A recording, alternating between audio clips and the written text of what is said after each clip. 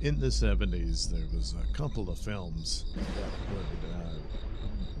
well, I guess I'm thinking of Exorcist, of course, and Amityville Horror, which I believe was released in the early 80s, maybe 80, 81, I can't remember exactly. But overall, the era of that.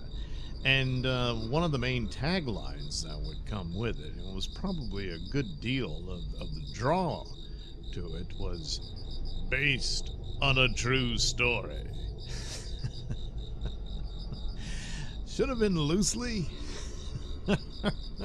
but nevertheless, it had that label to it, and that was it certainly was part of the allure to it, and it made it seem even scarier than perhaps one should. Um, the other film that I always put them together just in my own sense of it was The Omen. Now, see, this one's also, and as a believer, I can say this one is based on a true story. It just hasn't happened yet. Or maybe it has and we don't know it yet. But this, of course, takes source material, and of course, it's always given me a bit of a twinge here. Should one take, biblical prophecy as source material for a horror movie franchise, which Omen inevitably came. But on the other hand, it's all the discussion and theories about what those prophecies mean, how does it play out, and all that sort of stuff. And so ultimately, Omen comes about in the concerns and worries about the prophecy of the Antichrist, who would be the opposite of Christ, And so he comes in, leads mankind astray, and dooms the world in a hellacious apocalypse, Armageddon, all that.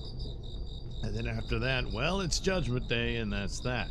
And so the ultimate fear of the beginning of the end of the world would correspond with this entity. And there's all kinds of theories about how it would come about, and a lot of which that this is, based on the power that Rome had at the time this was written, and all that sort of thing.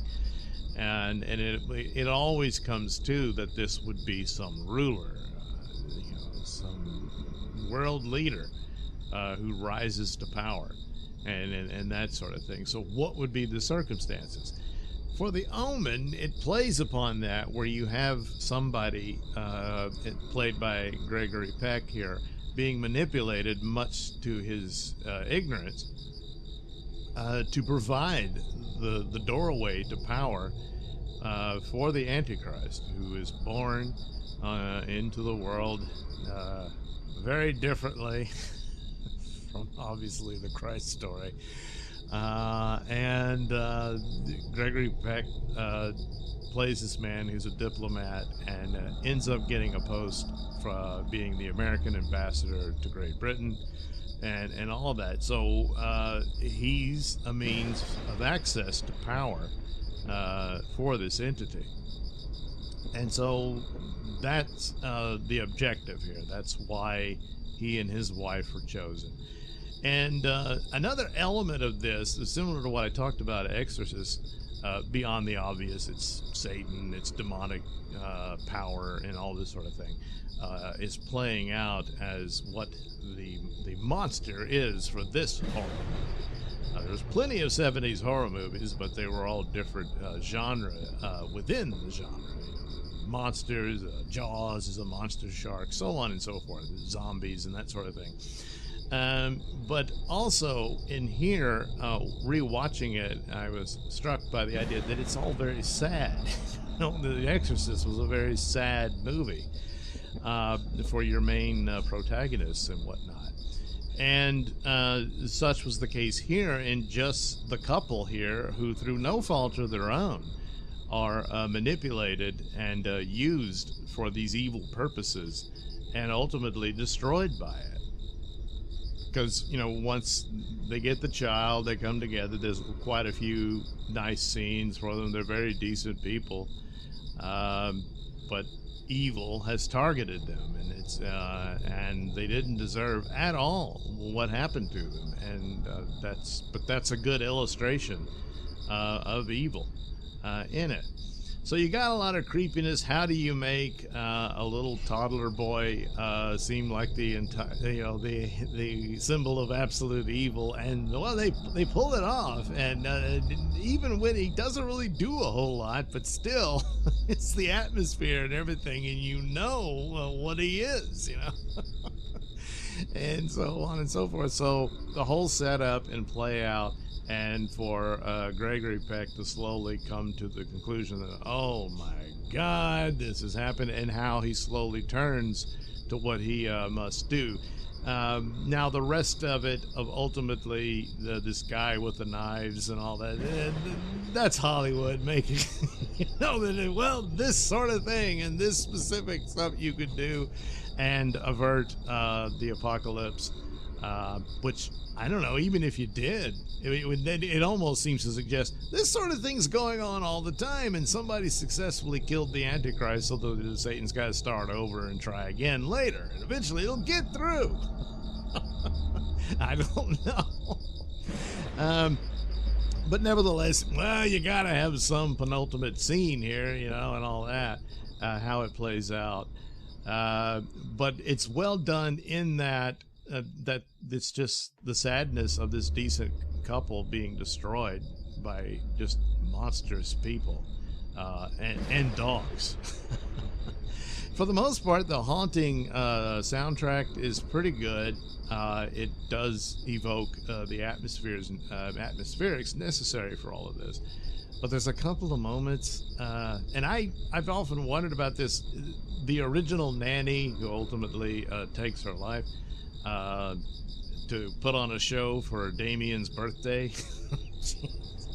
It seems to suggest like this demon dog shows up and hypnotizes her into doing this. So I'm like, was she always an agent of the devil, or was she hypnotized by this dog? I don't know.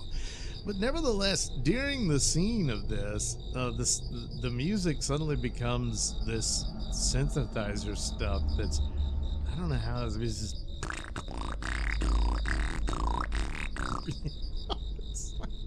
just I would have recommended not doing that. And there's a lot of films where the utilization of whatever musical toys they had at the time that they were all wowed with immediately dates your film. Your best bet is to go with an orchestral soundtrack.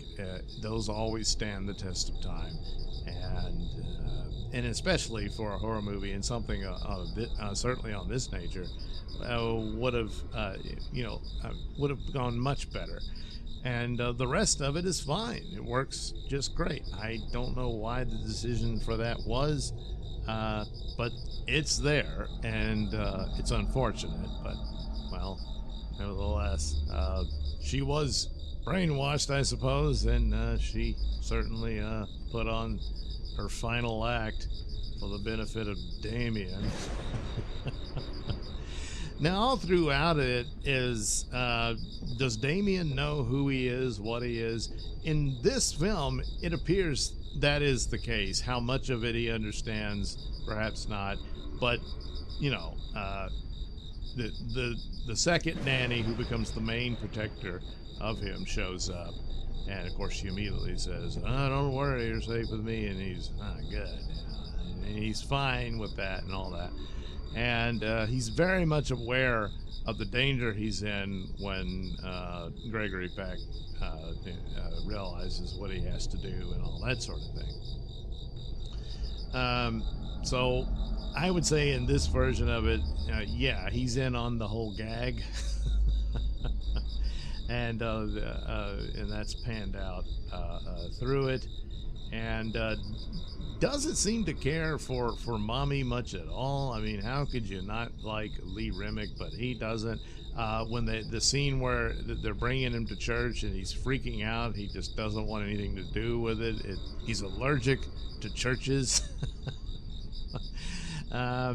Who does he do to try to get out of it? He attacks the mother, just starts going at her, and then of course this repeats later. He's very much aware that she's now pregnant with her husband's child, and that child's a threat to his position within the family and power and whatnot. So he causes her fall that kills the child, so she miscarries and all that, nearly killing her. And so, plus, she was just maybe mother's intuition. She was starting to have suspicions, wondering something's not right here. But as it goes, the story unfolds as it would, and you have Doctor Who shows up. Patrick Troughton, which is interesting because, like I've always said, for Doctor Who, my first introduction to Doctor Who was through Tom Baker, and it was only much later that I realized there had been other doctors before him, and eventually saw Patrick Troughton. But the truth is, I probably saw Patrick Troughton first, long before I saw Tom Baker, because of this movie. Well, maybe not that long, but I think I first saw the movie when it came to television, so it was somewhere in that neck of the woods, and was all kind of, that's probably too young to be watching it, but I got really scared and all that. But that was him, hey, that's the guy, yeah. But nevertheless, he's an interesting harbinger of doom, warning Gregory Peck as best he can. And the unfortunate nature of it all is that these people who were stamped with the mark of the beast in this iteration of that story, and yet this guy defies the will of Satan here.